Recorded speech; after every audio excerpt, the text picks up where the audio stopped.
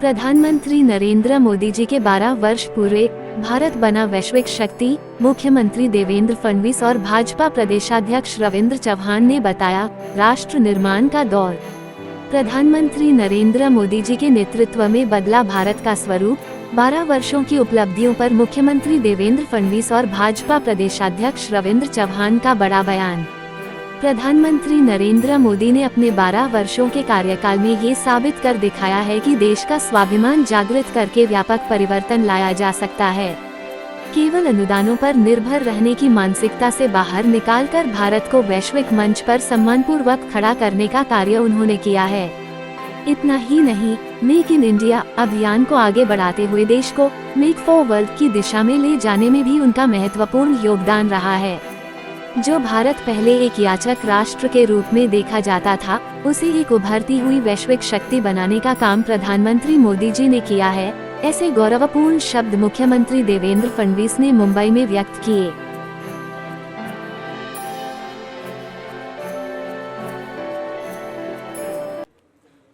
हिंदवी स्वराज्याचे सरसंस्थापक छत्रपती शिवरायांना मानाचा मुजरा करतो।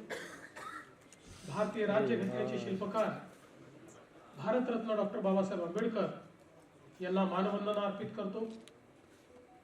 राष्ट्र निर्माणाची तपपूर्ती या मोदीजींच्या कार्यकाळाला 12 वर्ष पूर्ण झाल्यानंतर त्यांच्या कार्यावर प्रकाश टाकणारी ही जी काही एक हे कॉफी टेबल बुक आहे, पुस्तिका आहे, याच्या प्रकाशन प्रसंगी मंचावर उपस्थित असलेले ज्यांच्या संकल्पनेतून हे कॉफी टेबल बुक तयार झालं ते महाराष्ट्राचे भारतीय जनता पक्षाचे अध्यक्ष माननीय रविंद्र चव्हाणजी, मंत्री मंगल प्रभात लोढाजी, मुंबईचे अध्यक्ष अमित साटमजी, आमदार निरंजन डावखरेजी, योगेश सागरजी, संजय कुटेजी, सुनील राणेजी, राजेश पांडेजी, समोर उपस्थित असलेले माध्यम क्षेत्रातील अनेक दिग्गज मान्यवर आणि उपस्थित सर्व भगिनी आणि बंधूंनो, मी रविंद्र चव्हाण साहेबांचं मनापासून अभिनंदन करेन की माननीय प्रधानमंत्री महोदयांना शपथ घेऊन उद्या 12 वर्ष पूर्ण होत आहे। 26 मे 2014 ला 26 मे 2014 ला जो आवाज आपण सर्वांनी ऐकला, मैं नरेंद्र दामोदर दास मोदी, तो आवाज आजही आपल्या सर्वांच्या कानामध्ये निश्चितपणे त्या ठिकाणी गुंजतो आहे। आणि ही 12 वर्ष अक्षरशः थक्क करणारी अशा प्रकारची 12 वर्षे। एखाद्या देशाची शक्ती, एखाद्या देशाचा स्वाभिमान आणि आत्माभिमान कशा पद्धतीने जागृत करून एक मोठं परिवर्तन घडवलं जाऊ शकतं, हे गेल्या 12 वर्षामध्ये मोदीजींनी दाखवून दिलंय। जो देश एखाद्या याचकाच्या भूमिकेमध्ये, कधी एखाद्या बिचाऱ्या भूमिकेमध्ये आपल्याला पाहायला मिळाला, आज तो देश आत्मनिर्भर भारत अशा पद्धतीनं जगाच्या पाठीवर स्वाभिमानाने उभा असलेला गेल्या 12 वर्षाच्या या कार्यकाळात आपल्याला पाहायला मिळतोय। खरं म्हणजे 12 वर्षात मोदीजींनी वेगवेगळ्या क्षेत्रात केलेलं कार्य हे एका कॉफी टेबल बुक मध्ये मांडणं देखील अत्यंत कठीण आहे। आणि त्याबद्दल एखाद्या भाषणामध्ये बोलणं हे तर त्याहीपेक्षा कठीण आहे। पण मला असं वाटतं की ही जी काही 12 वर्ष आहे, ही नवभारताकडे जी काही भारताने वाटचाल केली त्याची ही 12 वर्षे आहे. विविध क्षेत्रांमध्ये जे परिवर्तन झालंय त्याची ही 12 वर्षे आहे. आणि या परिवर्तनामध्ये सगळ्यात महत्त्वाची वाटचाल जर आपण काही केली असेल तर या देशामध्ये मोदीजींच्या नेतृत्वात सामाजिक क्षेत्रामध्ये जे विविध कार्यक्रम झाले, मग त्यामध्ये गरीबाला घर देणं असो, गरीबाला शौचालय देणं असो, गरीबाला गॅस देणं असो, गरीब लक्षित गरीब केंद्रित अशा प्रकारचा जो अजेंडा या ठिकाणी मोदीजींनी चालवला, त्या अजेंड्याला प्रतिसाद किंवा त्याचा परिणाम हा आपल्याला युनायटेड नेशन्सनी ज्यावेळी अहवाल प्रकाशित केला आणि या गोष्टीला मान्यता दिली की 10 वर्षामध्ये भारताने 25 कोटी लोकांना गरिबीपासून बाहेर काढलेलं आहे, हे ज्यावेळी जगाने मान्य केलं, मला असं वाटतं की त्यापेक्षा मोठा एक प्रकारे परिणाम दुसरा कुठलाच असू शकत नाही. 25 कोटी लोक जे गरिबी आणि एक्स्ट्रीम पॉवर्टीमध्ये होते, तीव्र गरिबीत होते, ते गरिबी रेषेच्या वर आले. हे 10 वर्षात करणं जगातल्या कुठल्याही देशाला संभव झालं नाही. ते मोदीजींच्या गरीब कल्याणाच्या अजेंड्याने करून दाखवलं. विविध क्षेत्रांमध्ये ज्या प्रकारे मोदीजींनी या देशाचा पायवा रचला, आता याच्या पुढे सातत्याने त्याच्यावरच्या इमारतीवर मजलेच चढणार आहे. आपण पुढेच जाणार, कारण इतका भक्कम पाया मोदीजींनी रचलेला आहे की आता पाठीमागे जाण्याचं काहीच कारण नाही. आज आपण बघा, अर्थव्यवस्था म्हणून भारताने केलेली प्रगती ही थक्क करणारी प्रगती आहे. आपल्या भारताचा जीडीपी जो 2013-14 साली 103 लाख कोटी होता, आज तो जीडीपी 357 लाख कोटी पर्यंत पोहोचलाय.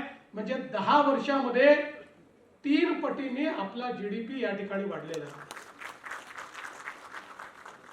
महाराष्ट्राचाच आपण विचार केला तर साधारणपणे 13-14 मध्ये जो महाराष्ट्राचा जीडीपी 13 लाख कोटीचा होता, तो आता 54 लाख कोटी रुपयांपर्यंत पोहोचलेला आहे.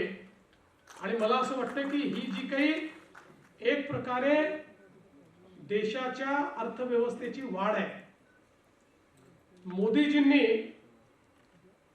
एक महत्वाचा शिफ्ट देशाच्या अर्थकारणात आणला. यूपीएच्या सरकारमध्ये मानसिकता अशी होती की आम्ही लोकांकरता योजना तयार करू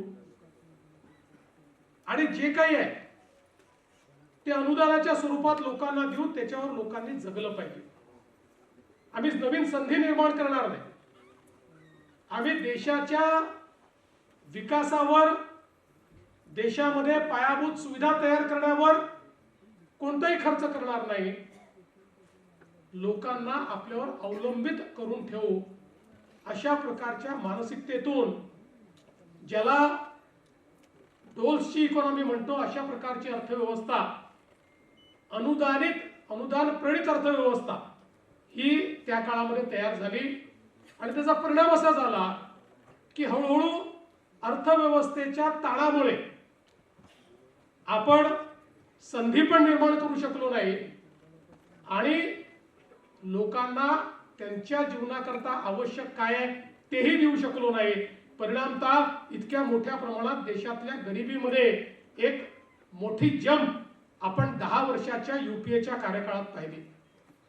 मोदीजींनी सांगितलं की आपल्याला अर्थव्यवस्था अशी करावी लागेल की ज्या अर्थव्यवस्थेमध्ये गुंतवणुकीच्या माध्यमातून संधी तयार होईल, त्या संधीच्या माध्यमातून देशाची अर्थव्यवस्था विस्तारित होऊन देशाच्या तिजोरीमध्ये पैसा येईल आणि आलेल्या पैशाचा उपयोग करताना गरीब कल्याणाचा अजेंडा चालवून देशातली गरिबी दूर करून गरिबालाही आपल्या पायावर उभं करण्याचं काम हे देशातलं सरकार करेल.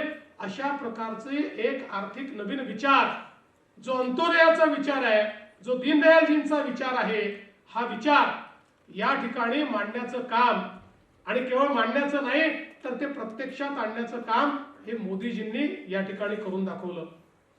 आज आपण पाहतोय की अर्थव्यवस्थेच्या क्षेत्रामध्ये ही जी काही वाढ आहे, आज जगातली चौथी सर्वात मोठी अर्थव्यवस्था आपण झालो, लवकरच तिसरी मोठी अर्थव्यवस्था होऊ. हा जो काही विस्तार आहे हा केवळ घोषणांनी झालेला नाही, त्याच्या पाठीमागे एक मोठी विस्तृत स्ट्रॅटेजी, त्याच्या पाठीमागे विकासाचा अजेंडा हा मोदीजींनी उभा केला. आणि मग इन्फ्रास्ट्रक्चरचा सेक्टर असेल तर इन्फ्रास्ट्रक्चर मध्ये मोदीजींनी भारतमाला असेल किंवा त्या ठिकाणी वेगवेगळ्या प्रकारचे प्रोजेक्ट्स असतील, यातनं सागरमाला आणि भारतमालाच्या माध्यमातून देशामध्ये रोडचं एक मोठं नेटवर्क उभं केलं आणि इतक्या मोठ्या प्रमाणात देशामध्ये दळणवळणाची साधनं उभी केली. रोड्स आणि ब्रिजेस आणि टनेल्स याच्या माध्यमातून एक इन्फ्रास्ट्रक्चरचा इतका मोठा कार्यक्रम आपल्या देशाने हातात घेतला आणि गतिशक्ती प्लॅटफॉर्मच्या माध्यमातून देशामध्ये लॉजिस्टिकची कॉस्ट कशी कमी करता येईल हा पहिला प्रयत्न त्यांनी हातामध्ये घेतला. आपल्याला जर विकसित अर्थव्यवस्थेकडे जायचं असेल तर लॉजिस्टिकची कॉस्ट या देशामध्ये 16% होती, ती 8% आल्याशिवाय आपण जगातल्या देशांची स्पर्धा करू शकत नाही. आणि म्हणून रोड, पोर्ट, एअरपोर्ट, रेल्वे या सगळ्या इन्फ्रास्ट्रक्चर मध्ये गुणात्मक आणि संख्यात्मक बदल आणण्याचं काम हे मोदीजींनी करून दाखवलं. आणि आज आपण पाहतोय आता 16%वरनं आपण 11% आलो, हळूहळू 8%वर ज्यावेळेस आपण जाऊ त्यावेळी जगाच्या सप्लाय चेन मध्ये एक महत्वाची भूमिका हा भारत या ठिकाणी निभवेल. किंबहुना चीनशी स्पर्धा करताना आपला सगळ्यात मोठा बॉटलनेक हा लॉजिस्टिक कॉस्टचा होता, तो हळूहळू संपतोय आणि तो 8%वर आल्यानंतर जगामध्ये सप्लाय चेन रिप्लेसमेंट हे जे चाललेलं आहे त्यात सगळ्यात महत्वाचा प्लेयर हा भारत असेल. आपल्याला माहिती आहे सीमावर्ती क्षेत्रामध्ये, काश्मीर सारख्या भागामध्ये, नॉर्थ ईस्ट मध्ये जिथे लोकांनी रस्ताही पाहिला नव्हता, रेल्वेही पाहिली नव्हती, तिथे रस्तेही पोहोचले, रेल्वेही पोहोचली. किंबहुना मी ज्यावेळेस लडाखला गेलो होतो आणि तिथल्या नॉर्दर्न कमांडच्या कमांडिंग ऑफिसरशी चर्चा करत होतो त्यावेळी त्यांनी सांगितलं दोन सरकारमधला विचार करण्याच्या पद्धतीतली भिन्नता काय आहे. तर म्हणाले जुन्या काळातल्या सरकारला यूपीएच्या आम्ही सांगत होतो की चायनाने बॉर्डर पर्यंत इन्फ्रास्ट्रक्चर आणलेलं आहे, चायनाच्या सोबत वॉर झाला तर त्यांची मुवमेंट जी आहे लॉजिस्टिक मुवमेंट ही ते 24 तासात करू शकतात, 48 तासात करू शकतात, आम्हाला मात्र 7-8 दिवस लागतील कारण आपलं बॉर्डर इन्फ्रास्ट्रक्चर तयार नाहीये. त्यावेळी यूपीएचं सरकार म्हणायचं की आपण जर ते केलं तर चीनला त्याचा फायदा मिळेल. आता चीनला आपल्या देशामध्ये एंट्री करून आपल्या देशात येण्याकरता रस्तेच नाही, ते तर बॉर्डर पर्यंतच रस्ते घेऊन आले आहेत. आपण रस्ते केले तर त्याचा फायदा चीन घेईल आणि म्हणून रस्ते करायचे नाहीत असा निर्णय त्या सरकारने केला होता. ते म्हणाले आताच्या सरकारने ज्या प्रकारे बॉर्डर इन्फ्रास्ट्रक्चर तयार केलाय चीनला तरी 24 तास लागतील, भारत 12 तासामध्ये त्या ठिकाणी मोबिलायझेशन करू शकतो. अशा प्रकारचं काम आज भारताने केलेलं आहे. आणि म्हणून एकीकडे इन्फ्रास्ट्रक्चर बॉटलनेक्स दूर केले. आज वाढवण सारखं बंदर जे आपण तयार करतोय देशातलं सगळ्यात मोठं बंदर जेएनपीटी देशाचा 60-65% कंटेनर ट्रॅफिक जे हँडल करतं, हे जेएनपीटीचं देशातलं सगळ्यात मोठं बंदर जगातल्या पहिल्या 30 बंदरांमध्ये देखील येत नाही. आजही आपण बघा, जगामध्ये आर्थिक सुपर पॉवर तेच आहे ज्यांच्याकडे मॅरीटाईम पॉवर आहे. सामुद्रिक व्यापार हा ज्यांच्याकडे आहे तेच जगावर आजही इकॉनॉमिकली राज्य करतायत. आणि मोदीजींनी ओळखलं आणि 1992 साली ज्या वाढवण पोर्टची फाईल बंद करण्यात आली होती, हा पोर्ट बनू शकत नाही, आपलं सरकार आल्यानंतर आपण ती फाईल उघडली, त्या संदर्भातले बॉटलनेक दूर केले आणि माननीय मोदीजींनी त्या ठिकाणी देशातला सगळ्यात मोठा पोर्ट, जेएनपीटी पेक्षा 3 पट मोठा पोर्ट, आणि ज्या दिवशी तयार होईल त्या दिवशी जगातल्या पहिल्या 10 पोर्ट मधला पोर्ट अशा पद्धतीनं वाढवणचं बंदर हे आपण तयार करतोय. एकटं वाढवणचं बंदर मॅरीटाईम पॉवर म्हणून 30 वर्ष आपल्याला पुढे नेणार आहे. अशा पद्धतीचं काम आज इन्फ्रास्ट्रक्चरच्या क्षेत्रात होत आहे. आपण बघतोय रेल्वे बदललेली आहे. मी परवा वंदे भारत ट्रेननी शिर्डीला गेलो. जगातल्या अनेक ट्रेन्स मध्ये मी देखील बसलेलो आहे, पण वंदे भारत ट्रेन मध्ये बसल्यानंतर आणि जपानच्या ट्रेन मध्ये, चीनच्या ट्रेन मध्ये किंवा स्वित्झर्लंडच्या ट्रेन मध्ये बसल्यानंतर कुठलाही फरक आपल्याला पाहायला मिळत नाही. इतकी चांगली ट्रेन आणि तीही भारतामध्ये तयार करून दाखवण्याचं काम हे आपल्या सरकारने या ठिकाणी केलेलं आहे. त्यामुळे रेल्वेचं क्षेत्र असो, आता रेल्वेमध्ये जे फ्रेट कॉरिडॉर्स आहेत त्याची गती वाढवण्याचं काम हे वेगानं चाललेलं आहे. जी गती 10, 12, 15 किलोमीटर ॲव्हरेज याची ती आता 25 पर्यंत पोहोचली आहे, 35 पर्यंत पोहोचते आहे, ती 50 पर्यंत पोहोचली तर आपल्या ट्रान्सपोर्टेशनच्या कॉस्ट मध्ये खूप मोठ्या प्रमाणात फरक पडेल. अशा पद्धतीचं काम इन्फ्रास्ट्रक्चरच्या क्षेत्रामध्ये आज झालेलं आपण बघतोय. यासोबत या देशामध्ये संधी तयार व्हावी याकरता झालेले जे काही रिफॉर्म्स आहेत, या रिफॉर्म्स मध्ये मी तर असं म्हणेन की जीएसटी हा एक असा रिफॉर्म आहे की ज्याच्यामुळे आम्ही क्वांटम जंप घेतली. आज आपण बघा, जेव्हा जीएसटी या देशामध्ये आला आणि आम्ही ट्रेड बॅरियर्स त्या ठिकाणी तोडले. पूर्वीच्या काळी प्रत्येक राज्य आपला टॅक्स लावायचं आणि त्यामुळे आमच्याकडे परदेशी गुंतवणूकदार हे येऊ शकत नव्हते. ट्रेड बॅरियर्समुळे अनफेअर ट्रेड होता, त्यामुळे लेवल प्लेइंग फील्ड नव्हती. एक प्रकारे हे बॅरियर्स वेपनाइज केले जायचे, त्यातनं देशाच्या अर्थव्यवस्थेवर विपरीत परिणाम व्हायचा. अनेक वर्ष यूपीएच्या सरकारने जीएसटी आणण्याचा प्रयत्न केला, ते यशस्वी झाले नाहीत. पण मोदीजींनी जीएसटी वर एकमत घडवलं आणि घडवून या देशामध्ये जीएसटी आणला. मला आजही आठवतं की ज्यावेळी जीएसटीचं बिल राज्याच्या विधानसभेमध्ये मी मांडलं होतं, त्यावेळी विधानसभेमध्ये आमच्या विरोधकांनी खूप गदारोळ करून सांगितलं होतं, आपण मॅन्युफॅक्चरिंग स्टेट आहोत. मॅन्युफॅक्चरिंग स्टेट असल्यामुळे आपला आजचा जो वॅट आहे तो जीएसटीत कन्वर्ट झाला तर तो कमी होईल, महाराष्ट्राचं नुकसान होईल. महाराष्ट्राने जीएसटी स्वीकारू नये. त्यावेळेस मी भाषणामध्ये सांगितलं होतं की आपण मॅन्युफॅक्चरिंग स्टेट आहोत आणि बॉर्डरलेस व्यापार जर सुरू झाला तर आपला जो काही मॅन्युफॅक्चरिंग बेस आहे हा मोठ्या प्रमाणात वाढेल. आणि ज्यावेळेस मॅन्युफॅक्चरिंग बेस वाढतो त्यावेळी त्या मॅन्युफॅक्चरिंग करता कन्झम्पशन देखील करावं लागतं आणि म्हणून आपल्याला त्या माध्यमातून मोठ्या प्रमाणात जीएसटी मिळेल. आज आपण बघा 2017, 18, 16, 17 जेव्हा आपला वॅट गेला आणि जीएसटी आला त्यावेळी महाराष्ट्राचं हायेस्ट कलेक्शन हे 75,000 कोटी रुपये होतं, जे मागच्या वर्षी 2,75,000 कोटी रुपये झालं. आणि आत्ताच परवा आपण बघितलं असेल की जीएसटीचे आकडे घोषित झाले.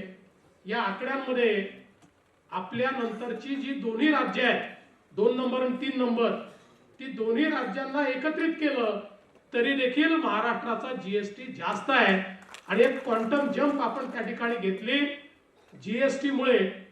आणि सगळ्यात महत्त्वाचं की त्या काळामध्ये सगळे असं म्हणायचे की जीएसटी फेल होणार आणि त्याचं कारण ते सांगायचे 20-25 देशाचा त्या ठिकाणी अनुभव सांगितला जायचा, या देशात फेल झाला, त्या देशात फेल झाला। पण मोदीजींनी जीएसटी तयार करताना या देशातली सगळ्यात मोठी क्रांती जर काही केली असेल तर जीएसटीएनचं नेटवर्क हे डिजिटल इंडिया मधलं एक असं क्रांतिकारी पाऊल आहे, एक अशी ही मी तर असं म्हणेन की जादुई नेटवर्क आहे की ज्याच्यामुळे आज बघा जीएसटीएन मध्ये जीएसटी भरणाऱ्यांचा बेस, व्हॅट भरणारे जे लोक होते त्याच्यापेक्षा 5 पट लोक वाढले। पण जीएसटीएन मुळे सीमलेसली कुठलाही त्या ठिकाणी ह्युमन इंटरव्हेन्शन न करता आज जीएसटी भरता येतोय। आणि नेटवर्क असं आहे की त्या नेटवर्क मध्ये जीएसटी भरल्यानंतर केंद्राचे पैसे थेट केंद्राला जातात, राज्याचे पैसे थेट राज्याला येतात, कुठेही केंद्र आणि राज्य एकमेकावर अवलंबून नाही। अशा पद्धतीनं जीएसटीएनचं नेटवर्क हे त्या ठिकाणी तयार करण्यात आलं आणि म्हणून आज भारत हा या जीएसटी मुळे एक सिंगल बाजारपेठ झाल्याबरोबर मोठ्या प्रमाणात परदेशी गुंतवणूक सुरू झाली, अर्थात त्याचाही फायदा महाराष्ट्राला सर्वात जास्त झाला कारण देशात परदेशी गुंतवणूक तर 5-7 पटीने वाढली, पण येणाऱ्या गुंतवणुकीपैकी 40% गुंतवणूक ही एकट्या आपल्या महाराष्ट्रात यायला लागली। त्याचा सगळ्यात मोठा फायदा आणि बेनिफिशियरी आपला महाराष्ट्र आहे। आणि म्हणूनच आपण जर बघितलं तर डिजिटल इकॉनॉमी मध्ये भारताने जे पाऊल ठेवलं यूपीआय हे आपल्या डिजिटायझेशनचं एक दुसरं आश्चर्य आहे। यूपीआय ज्या प्रकारे पेमेंट गेटवे भारताने तयार केला, जगातल्या मोठ्या मोठ्या देशांनी आश्चर्याने तोंडात बोट घातलं आणि जगातले किमान 25 देश असे आहेत की जे आता यूपीआय वापरतात, त्यांचा पेमेंट गेटवे हा यूपीआय आहे। मी आता ज्यावेळेस डावोसला गेलो होतो तर डावोस मध्ये त्या ठिकाणी त्यांनी 9 देशांच्या आर्टिफिशियल इंटेलिजन्स मिनिस्टरची एक कॉन्फरन्स केली आणि मला देखील एक चीफ मिनिस्टर म्हणून त्या ठिकाणी बोलवलं। आणि त्या ठिकाणी ज्यावेळेस आम्ही चर्चा करत होतो त्यावेळी ब्राझीलच्या आर्टिफिशियल इंटेलिजन्सच्या एआय मिनिस्टर होत्या, त्या ब्राझीलच्या अर्थमंत्री देखील होत्या। त्यांनी त्या ठिकाणी सांगितलं की आता आम्ही कंप्लीट डिजिटल अशा पद्धतीच्या इकॉनॉमीकडे चाललो आहोत आणि या डिजिटल इकॉनॉमीमध्ये जात असताना आम्ही भारताचा यूपीआय स्वीकारलाय आणि त्याच्यामुळे आमची डिजिटल इकॉनॉमी चांगल्या पद्धतीनं प्रोसेस होते। त्यावेळी मला इतका अभिमान वाटला की आपल्या मोदीजींनी एक अशी गोष्ट तयार केली की ब्राझील सारखा देश, जगातले मोठे मोठे देश हे या ठिकाणी आज आपला यूपीआय स्वीकारतायत आणि याच्यामुळे आपल्या देशातल्या डिलिव्हरी सिस्टीम मध्ये म्हणजे आपल्याला कल्पना आहे, राजीव गांधी म्हणाले होते 1 रुपया दिल्लीतनं पाठवतो तर केवळ 15 पैसे शेवटच्या माणसापर्यंत पोहोचतात, कारण आपली डिलिव्हरी सिस्टीम अशी होती जी व्यक्ती केंद्रित नव्हती, ती त्या ठिकाणी जी व्यवस्था आहे ती व्यवस्था केंद्रित होती।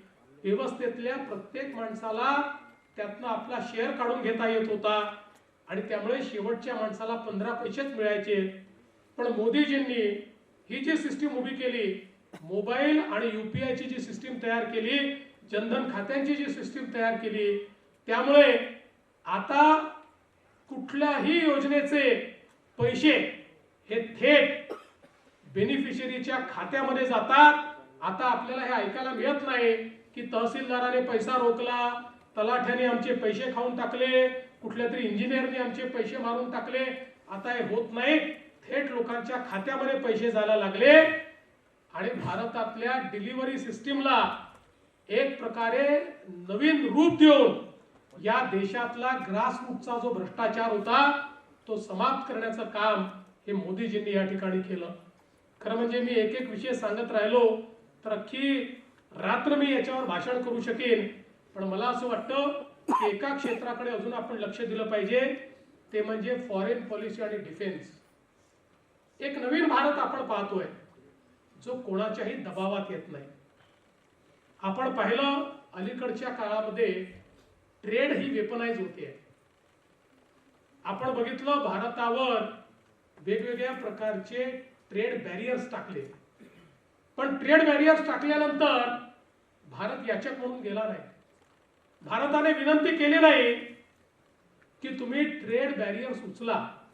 भारताने सांगितलं ट्रेड ट्रीटी होईल, पण ती होत असताना आमच्या शेतकऱ्याचं हित हे जर त्या ट्रेड ट्रीटीमध्ये असेल तर आम्ही त्या ठिकाणी तो करार करू. आणि शेवटपर्यंत भारताने कणखर भूमिका घेतल्यामुळे आज आपण पाहतोय अमेरिकेसोबतही आपला करार झाला, तर आपण आपल्या शेतकऱ्याला त्या करारातून बाहेर ठेवलं. अमेरिकेमधला सबसिडाइज माल हा भारतामध्ये बॅरियर फ्री येऊ शकत नाही, अशा पद्धतीनं त्या ठिकाणी त्या करारामध्ये आपण नमूद केलं आणि आपल्या शेतकऱ्यांना आज त्या ठिकाणी इन्सुलेट करण्याचं काम केलं. आज स्थिती अशी आहे की आपण इतकं महत्वाचं मार्केट झालो की याच्यामध्ये युरोपने आपल्याशी FTA केला. आता भारत आणि युरोप हे असे पार्टनर्स आहेत की ज्यांच्यामध्ये व्यापार करार झाल्यामुळे बॅरियरलेस भारताला आपल्या वस्तू युरोपच्या मार्केटमध्ये पाठवता येतात. आणि आपण आता अशा स्थितीत आहोत की अनेक देशांसोबत आपला व्यापार ट्रेड सरप्लस आहे. आपण ट्रेड डेफिसिट मध्ये नाही आहोत. अनेक महत्वाच्या राष्ट्रांसोबत आपण त्यांना जास्त निर्यात करतो आणि त्यांच्याकडनं कमी आयात करतो. अशा पद्धतीनं आज आपली रचना झाली आहे. ऑस्ट्रेलिया सोबत आपण FTA केला, वेगवेगळ्या देशांसोबत हा FTA केल्यामुळे आता एक मोठी बृहद अशा प्रकारची बाजारपेठ आपल्या टर्म्सवर, भारताच्या टर्म्सवर भारताला मिळाली. आणि प्रत्येक युद्धजन्य परिस्थितीमध्ये भारताने आपली भूमिका ठामपणे मांडली. कोणाचीही बाजू न घेता भारताने त्या ठिकाणी आपली कणखर भूमिका मांडत असताना जगात आता अशी पोझिशन करून ठेवली आहे की जगातले सगळे जे लीडर्स आहेत हे असं म्हणतात की आम्हाला भारतासोबत मैत्री ठेवायची आहे.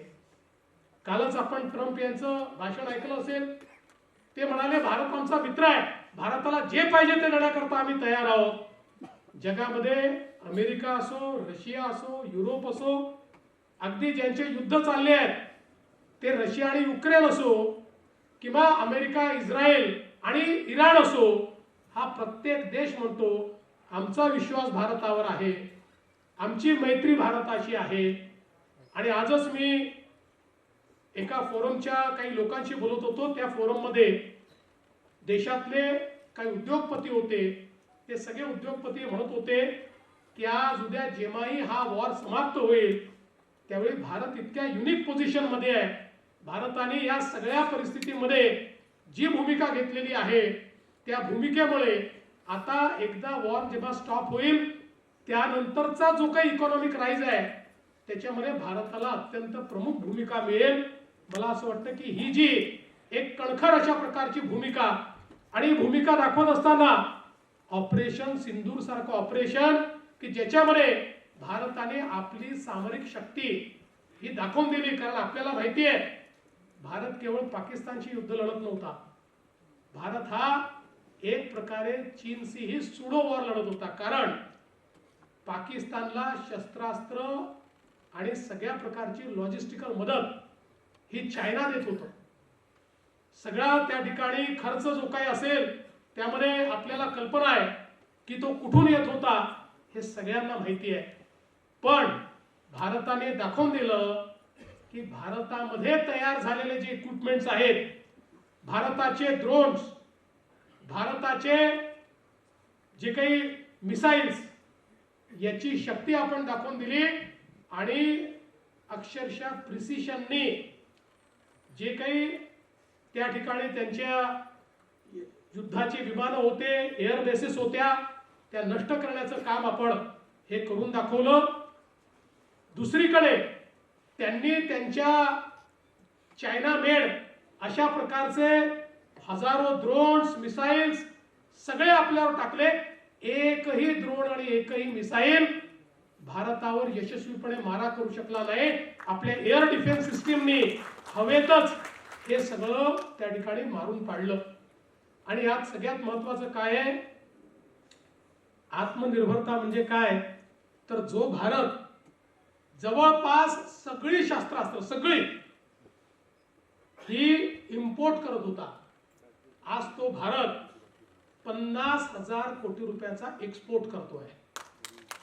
आणि कालच माननीय देशाचे रक्षा मंत्री यांच्यासोबत शिर्डीमध्ये एका युनिटचं आम्ही उद्घाटन केलं. निबे इंडस्ट्रीजच्या मोठं युनिट आहे, जवळजवळ त्या ठिकाणी अर्धा किलोमीटरचे 9 शेड्स आहेत, ज्या ठिकाणी मिसाईल्स बनतायत, शेल्स बनतायत, संपूर्ण 100% प्रोडक्शन त्यांचं बुक केलेलं आहे. त्यामुळे आता भारत आत्मनिर्भर तर आहेच, पण मोदीजींनी जे सांगितलं make in India and make for world, ते आता खऱ्या अर्थानं पूर्ण होताना आपल्याला पाहायला मिळत आहे.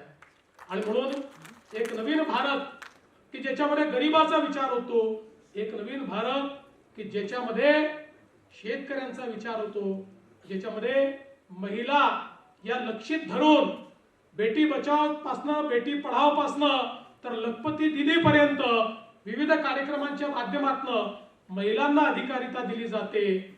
अशा प्रकारचा एक भारत, युवांची स्वप्न पूर्ण करणारा स्टार्टअप इकोसिस्टीम हा रुजवणारा भारत आज आपण या ठिकाणी या 12 वर्षात तयार झालेला बघतो आहोत. आणि म्हणूनच मला असं वाटतं की ही जी तपपूर्ती आहे, या तपपूर्तीच्या निमित्ताने रवींद्र चव्हाणजींनी हे जे काही कॉफी टेबल बुक या ठिकाणी प्रकाशित केलाय, यामध्ये मेजर हायलाइट्स हे आपण आणण्याचा प्रयत्न केलेला आहे. आणि विशेषतः मला आनंद आहे की ज्यांचं म्हणणं हे महाराष्ट्रातले लोक ऐकतात, असे अनेक लोक माध्यम क्षेत्रातले हे आपण या ठिकाणी बोलवलेले आहेत. हा संपूर्ण विषय जे एम्प्लिफाय करू शकतात अशा पद्धतीची मंडळी या ठिकाणी सगळी आलेली आहेत.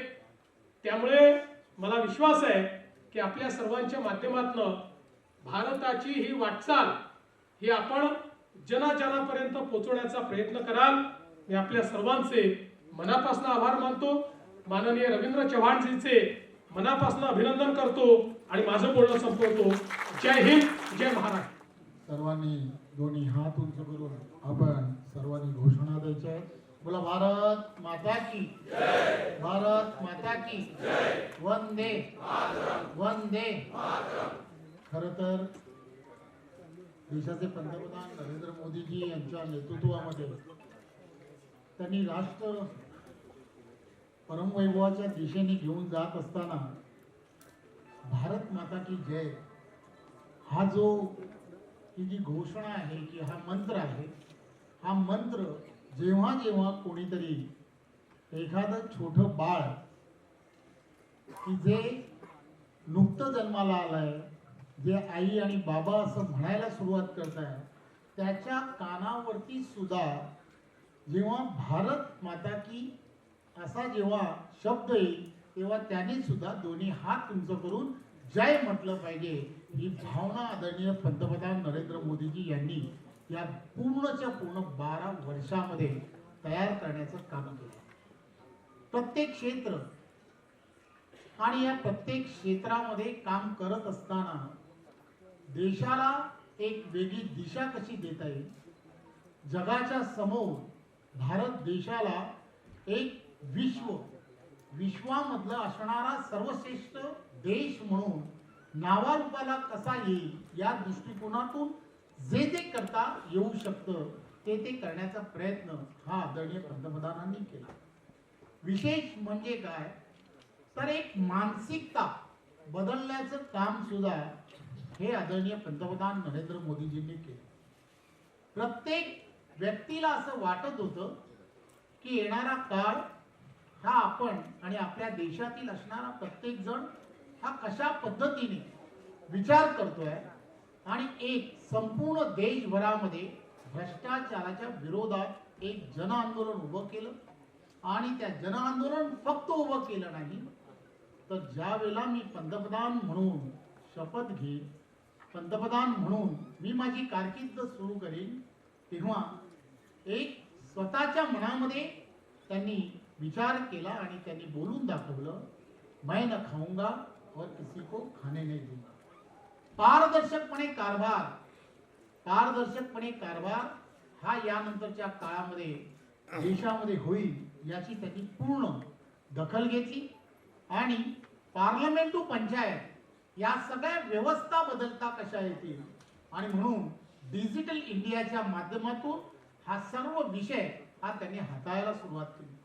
कळत नकळत तुम्ही आम्ही सर्वजण पाहतोय की गेली वर्षानुवर्ष 12 वर्षामध्ये या सर्व गोष्टींमुळे आपण पाहिलं असेल कोट्यावधी रुपयांचं असणारं जे आपल्याला जो फायदा होतोय किंवा आपल्याला सर्वांना शेवटच्या व्यक्तीपर्यंत सरकार आणि सरकारच्या योजना गेल्यामुळे मोठ्या प्रमाणामध्ये हा शेवटच्या व्यक्तीला फायदा होत आहे.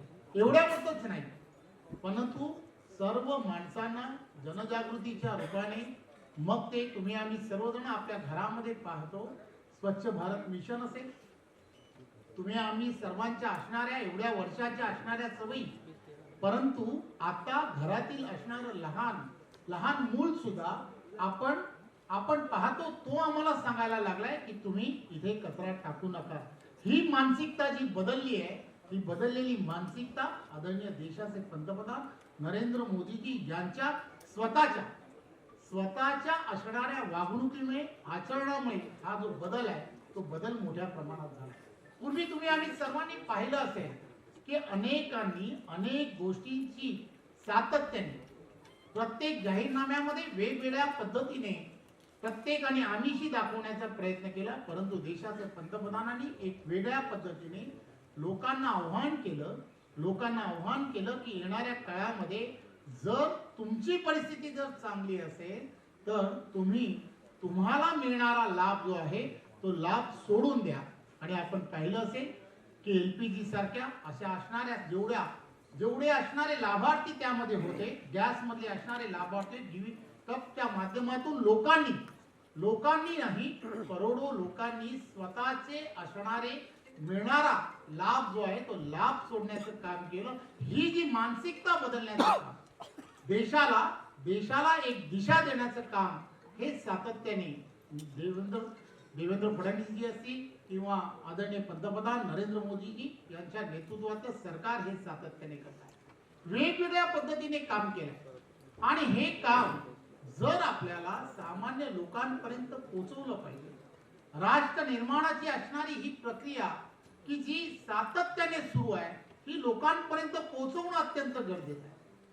हे फार गरजेचं काम करणं गरजेचं आहे.